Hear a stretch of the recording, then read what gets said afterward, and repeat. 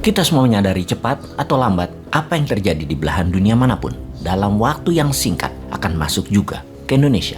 Mulai dari tren fashion, food, gaya hidup, penyakit, masalah politik, masalah sosial, apapun itu akan cepat menular, baik yang baik maupun yang buruk. Tidak terkecuali apa yang terjadi di dunia barat saat ini. Di negara Eropa, masalah air traffic atau jalur transportasi udara, terutama bandara besar Eropa, terjadi kekacauan di mana-mana sehingga menular hingga Australia dan Amerika. Koper hilang, barang bertumpuk, penumpang antri hingga 5 jam.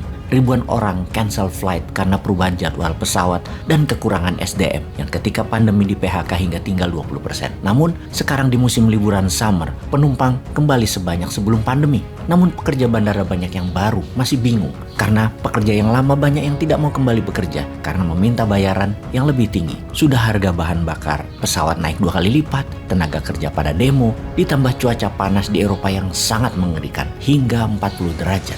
Ribuan orang meninggal karena heat stroke di Eropa. Hubungan pesawat dengan cuaca itu apa? Runway pesawat menjadi sangat panas, membahayakan ban pendaratan pesawat. Efek pandemi, dunia itu semuanya menjadi baru.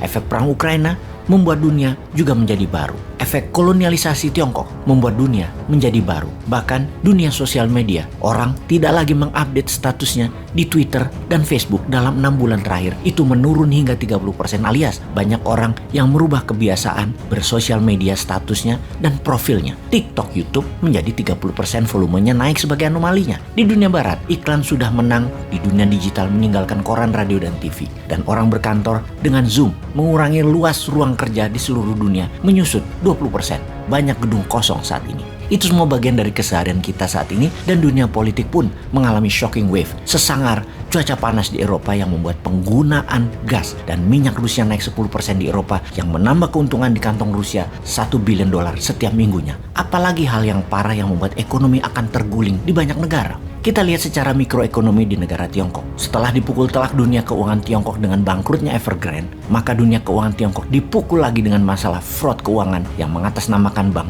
namun untuk investasi non-bank, seperti kasus Century di Indonesia. Mirip plek, tidak ada produknya, hanya menjanjikan keuntungan bunga, di mana surat berharga itu tidak dilindungi otoritas keuangan Tiongkok. Kasus Henan Bank menjual deposito secara online dengan bunga tinggi. Sektor real di Tiongkok goncang akibat pandemi, memukul investasi Henan Bank di tempat lain katanya. Namun apapun itu ceritanya, pukulan beruntun itu yaitu pandemi virus Wuhan, lockdown kota-kota produksi dan pelabuhan, Evergrande, dan terakhir deposito Henan Bank menambah beban Tiongkok parah karena juga harus tetap membeli energi minyak terutama untuk energi di Tiongkok dengan harga 2 kali lebih mahal dibanding tahun lalu. Masalah besar di negara Tiongkok tersebut membuat strategi Tiongkok yang meminjamkan pembiayaan hutang ke banyak negara mulai ditarik-tarik, dan hal ini membuat banyak negara yang menggunakan pinjaman Tiongkok kebakaran jenggot. Banyak negara yang saat ini bermasalah di dalam negerinya karena keterbatasan stok pangan, keterbatasan energi, tingginya harga penyebab inflasi, menurunnya daya beli, dan terbeban hutang jatuh tempo yang biasanya mudah menemukan pinjaman-pinjaman lain lagi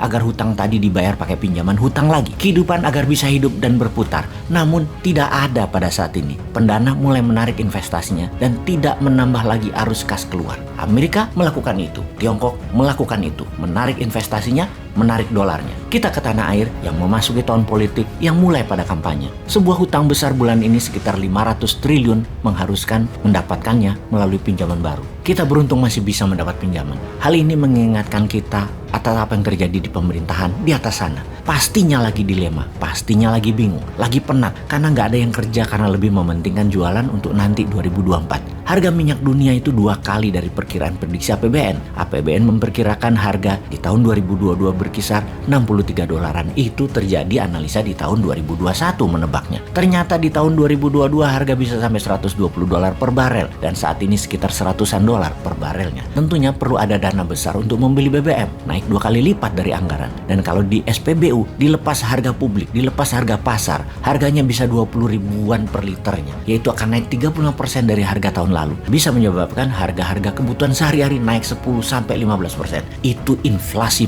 parah. Maka lebih baik disubsidi. Keputusannya adalah harga pasar ditahan di rendah, masyarakat belinya di bawah 15 ribuan, pemerintah nombokin sekitar 6 ribuan per liternya, alias pemerintah yang mengcover. Hal inilah yang membuat kekurangan uang di kas negara yang membuat pemerintah harus pinjam. Ada 2 mata pisau melihatnya. Pro pemerintah sekarang akan menganggap tindakan ini baik, walau negara harus berhutang. Namun yang anti pemerintah saat ini akan mengatakan yang bayarin nanti siapa? Pajak digenjot terus, usaha nggak ditolong, malah ditekan. Yang nanggung rakyat juga nantinya, tapi yang dapat nama sampean pejabat di atas. Yang pro pemerintah menganggap hutang itu nggak apa-apa. Sementara yang anti hutang komen, hutangnya harusnya yang membayar yang membuat pinjaman tersebut. Maka pertanyaannya adalah, apakah itu menjadi hal yang produktif buat cover hutangnya, buat cover bunganya, buat cover pokoknya? Mana hasilnya? Kok malah ngutang terus? Rakyat menjadi terbebani dengan beratnya membayar pajak untuk bayar hutang. Hutang tidak produktif lagi. Maka banyak komentar yang menyatakan, coba kalau presiden selagi menjabat itu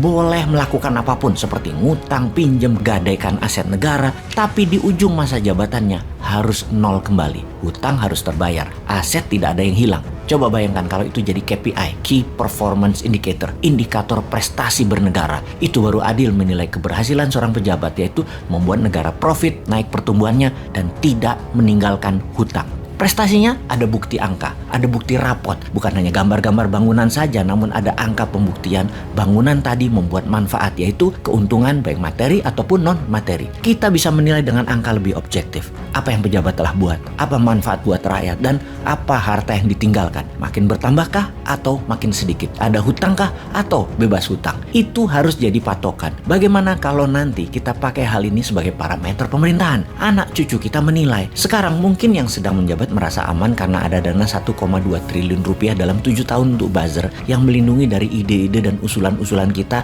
agar tidak ditanggapi. Namun kebenaran kan sesungguhnya tidak perlu dibela oleh buzzer, karena kebenaran hakiki itu membela dirinya sendiri. Ya kecuali yang dibawa memang bukan kebenaran hakiki. Kita balik ke topik. Pertamina saat ini perlu 500 triliun rupiah, maka pejabat tertinggi mengatakan pinjam. Hutang siapa yang bayar? Yang bayar presiden selanjutnya. Inilah salah satu yang Bosman harapkan ketika mendapatkan mandat nanti. Newmind bisa-bisa tidak mau bayar hutang yang dibuat oleh pejabat sebelumnya. Bisa nggak ya kayak gitu? Bayangkan kalau mantan sewaktu menjabat menggunakan kekuasaannya untuk mendapatkan pinjaman, namun bukan untuk membuat hasil yang produktif, tapi buat belanja barang-barang, buat pamer dan flexing. Kan berat nanggung yang terkenal mantan yang susah kita. Ibarat pinjam di bank pakai aset mertua, yang bukan buat usaha malah beli barang mewah, jalan-jalan ke luar negeri. Di ujung-ujungnya hutang menumpuk. Mertua nanya, ngapain aja tuh duit lu pakai? Jawabannya, sambil garuk-garuk kepala. Itu hanya ilustrasi yang anti pemerintahan.